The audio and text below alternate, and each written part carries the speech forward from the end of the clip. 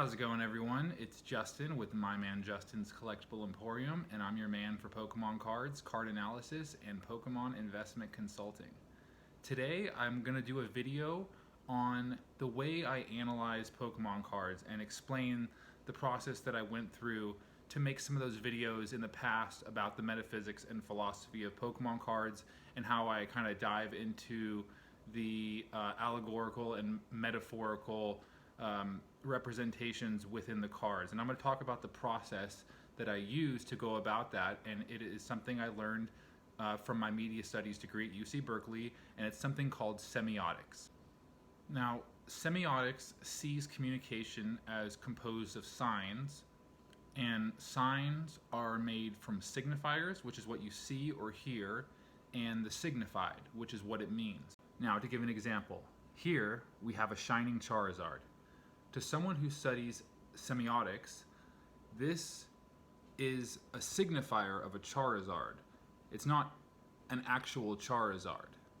It's through the decoding of this artistic media representation that you interpret it as what you know as a Charizard, which in itself is comprised of other mythological concepts like the dragon, which we also, this is a whole nother kind of a constructivist approach of media analysis that we can bring in. I could talk about in later videos, and I'll also talk about in later videos something called the encoding decoding model, which was made by Stuart Hall. He's a media scholar I really admire, and it basically states in short that media forms, and this is a form of media, are encoded at the level of production by an encoder. So someone is drawing this and they're including all their own experiences and ideas into the media representation, and then it's decoded at the level of analysis or consumption by the viewer. And when they do that, there's all different kinds of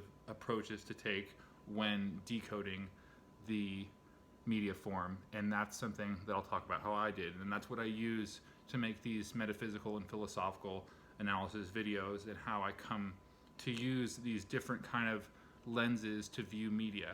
And that's kind of the general idea that I'm bringing into this video, is interpreting media. There was a scholar also named Marshall McLuhan, which he wrote, he's really famous for a paper called The Medium is the Message, and you can read it on Google Scholar. I think it's free. And the medium is the message. He gave this allegory that, like a fish who is completely saturated in the medium of water, the fish is largely unaware of the medium that sustains it. In the same way, humans, the medium that actually, the medium that sustains us is media, and like the fish in the water, we are largely unaware of it. But through being a little more intentional and understanding the ways to decode media and not just passively engage with it, but actively understand it, we can be a little more aware and engaged with the world itself. It's important to note that here's another word for you. Media texts are polysemic.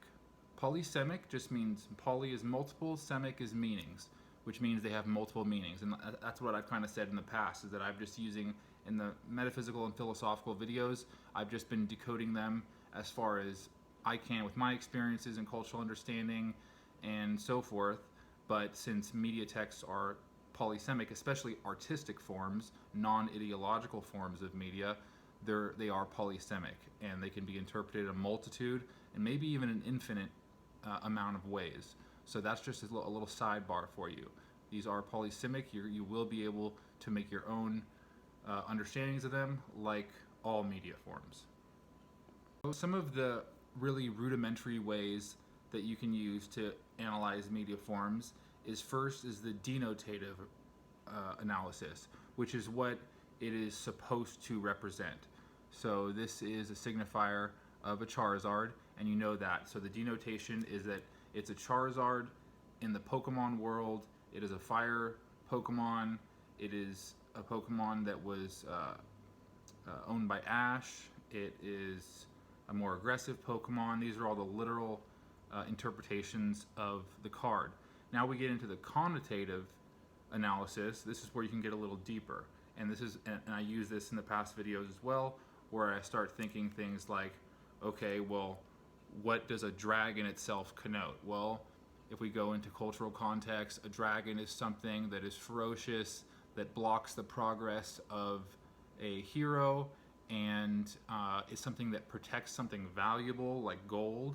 So it's something that can impede the progress of something. It's ferocious and must be contended with. So then this gets into psychological aspects of reality, to where we have to approach things that are ferocious and contend with them to move forward in our own individual path to get that valuable treasure that we need to be able to progress. So that's the connotative approach toward media analysis, and we can use that with this Charizard and with all the other Pokemon as well.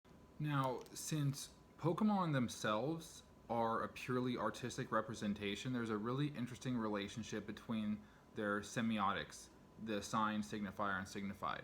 Now, since the signifier in Pokemon, which is this, what we understand as a Mewtwo, which itself is the artistic representation of the genetic Pokemon, or the genetic sphere of influence in life. So the signifier, the signified is that idea. So here we have together the signifier and the signifying make the sign. So that's what we have to understand about media forms, is that the combination of the signifier, which is the genetic Pokemon, and the signified, which is what it represents itself, which is the idea of genetics and DNA, the sign comes out to here, which is Mewtwo. And this isn't actually a Mewtwo, this is what represents the sign of Mewtwo. So, there's really rudimentary signs like an arrow pointing up, and we understand that as, pointing upward, and we can look up. We can interact with it, we can decode it, and we understand that it's telling us to look up. But this is a bit more of a complex representation, artistic representation, here with Mewtwo, the genetic Pokemon. So these are some of the ways that you can use to decode and get a little more deeper into artistic media representations. And of course, this can be done with all media forms, even in printed media. With printed media, the signifier is the letters, and the signified is the word that it represents, that we understand as what it means. So we have the word tree, which is pointing to a tree in real life, and then we can think of what a tree represents: shelter, shade, growth, nature, all the different things that it can bring to mind, and we can use to decode it. So this is one of those things, I'm the kind of a person that I'm a pragmatist. I like to understand things, how they're going to benefit me in the real world. I'm by nature an existentialist and a pragmatist. So I understand I'm within existential reality, and I want to know how to behave. That's what I want to know. I want to understand the domain of facts and value, right? I'm here, what do I need to do? That's my fundamental question as an existentialist and a pragmatist. So I just wanted to kind of share these kind of theoretical frameworks that I've learned with you, and it can help you interpret any types of media. And like I said, with the fish in the water, we are surrounded by media.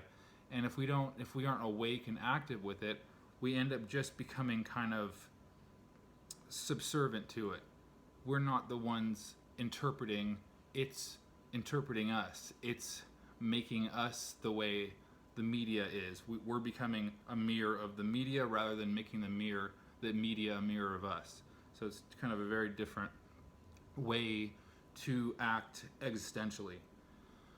So, I like to do it with Pokemon because it's an example. I enjoy Pokemon. I think they're a really brilliant representation of signs because they're very complex ones, and you can really go deep into their semiotic relationship. So I just wanted to share that kind of brief lesson in semiotics with you to maybe to kind of get you thinking about ways to interpret media forms such as Pokemon cards, which are a really great form of art. So That's it for now. I will be doing more videos on media analysis and the different things that I learned, especially while at Berkeley, and I'll be going into my old academic journals to get more information to make in these videos for you, as well as do my market analysis and binder showcases. So thanks for tuning in, and I'll see you on the next broadcast.